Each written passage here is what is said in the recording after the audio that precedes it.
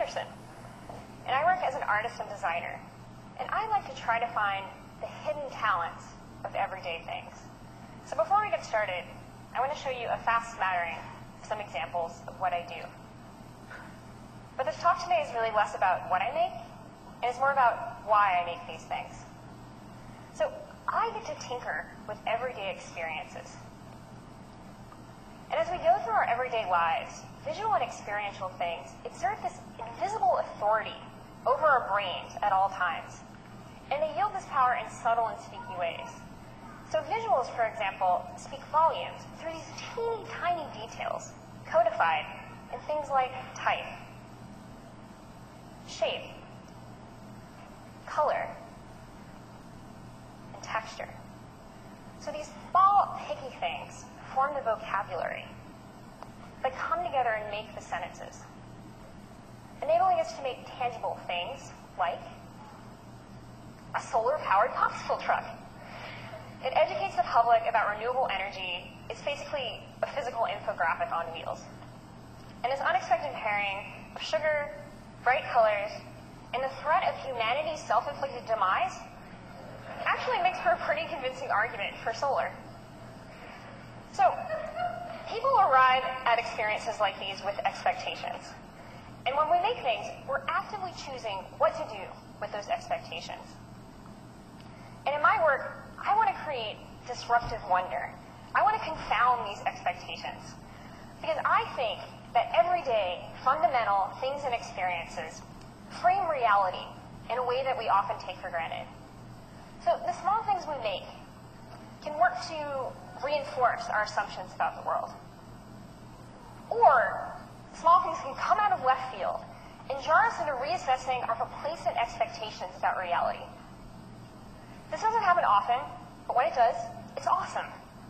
Because then these small things act as sort of a humble backdoor into understanding a reality that's infinitely surprising. So as a little demonstration, back to the most basic and fundamental part of myself again. My name, kellianderson.com, spelled out in block letters. This is how people find me in the world. It means me. But in a more objective sense, it's really just this random jumble of letters that I've confined to the single possibility of making my name. So naturally I wondered, what else can these letters spell? Turns out, all kinds of interesting phrases, like KenDollIsNear.com. A little bit creepy, and a colder melon skin. Period. Far better use of those kellianderson.com letters, I'm sure you'll agree. So, this is a dumb game, but it underscores a belief I have, that the world is full of order that doesn't necessarily deserve our respect. Sometimes there's meaning, justice, and logic present in the way things are. But sometimes there just isn't. And I think that the moment we realize this is the moment we become creative people, because it prompts us to mess things up and do something better with the basic pieces of experience. So what I'm after in my work really is this, the hidden talents of everyday things. All of those overlooked powers bestowed on the things that surround us by the wonders of physics, the complexities of cultural associations, and a gazillion other only partially chartable things. So today I want to show you 3 projects that reconsider the vast properties of commonplace experience and try to do something better by doing something more absurd. So this first project is a holiday card I made for my friends. And my goal in this was to get people to notice this going through the motions holiday thing that I'm sure we've all felt before. And I did that through a holiday card, of course. So from the outside, it looks pretty normal. But paper has this memory. Paper never forgets how it was bent. And I was able to use that material memory to guide the recipient through the experience of the card. So when you first pick it up, while floppy, it's clear it wants to bend in all of these certain ways. As people tinker with it, they discover that bending the card brings them through this simple story. And as you can see, it's a story about itself. So,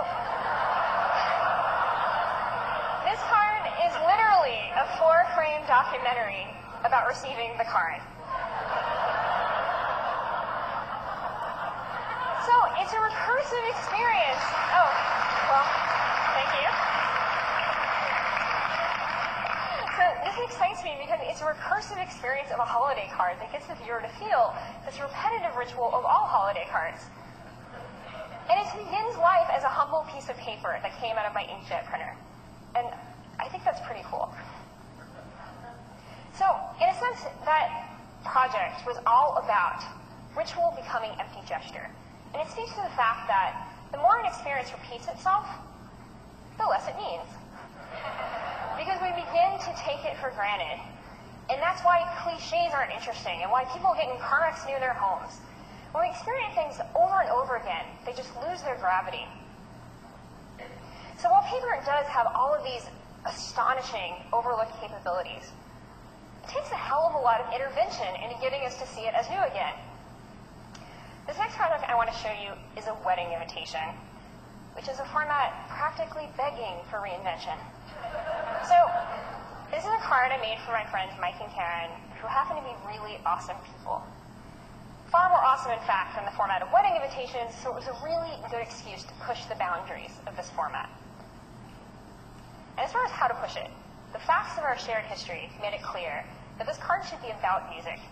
We're all total music nerds, and Karen and Mike have even recorded songs together. But you know, you also find inspiration in the darndest of places.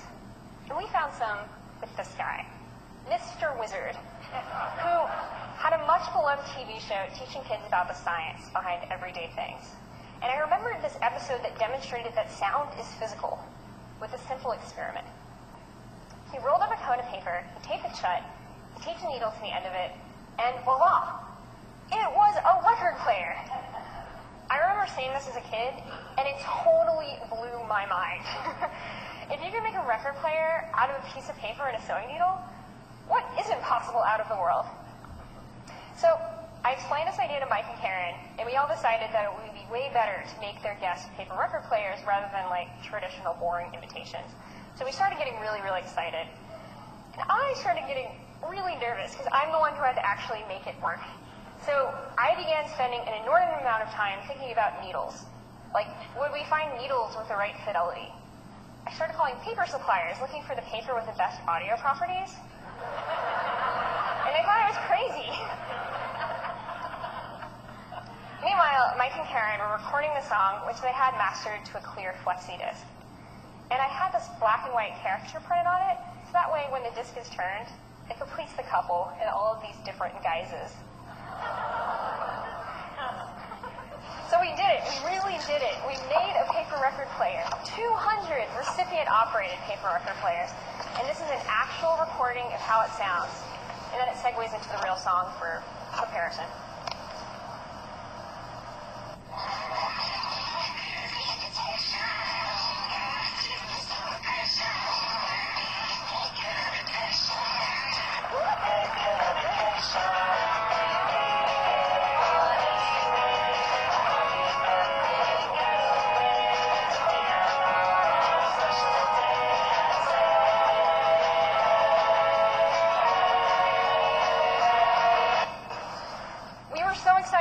Finally got that to work. And I was excited that we uncovered this hidden talent of paper in the process.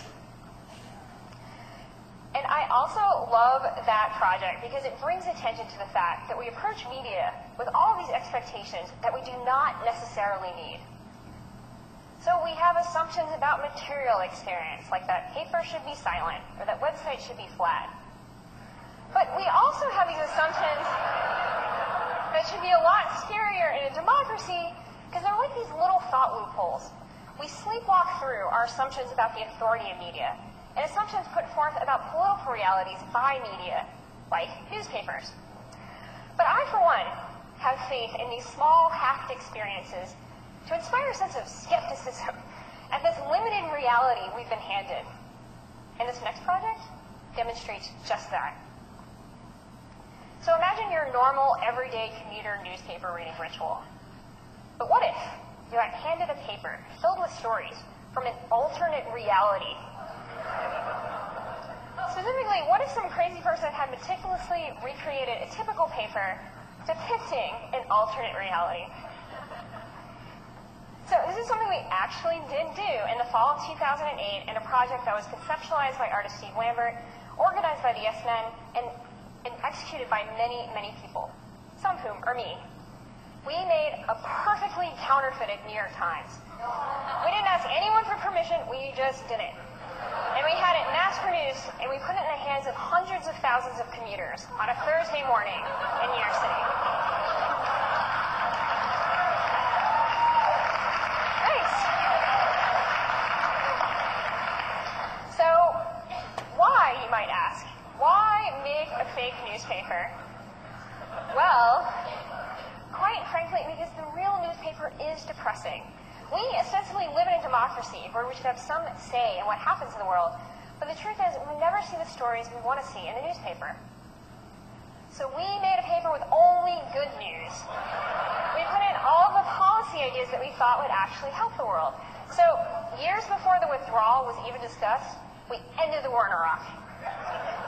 Years before Occupy Wall Street, we put in a maximum wage law to end the ginormous wage inequities between the lowest and highest income earners. We returned civics class to high school curriculum. See, these are good ideas. So the students would know how their government works again. So there's a very important difference between these two papers.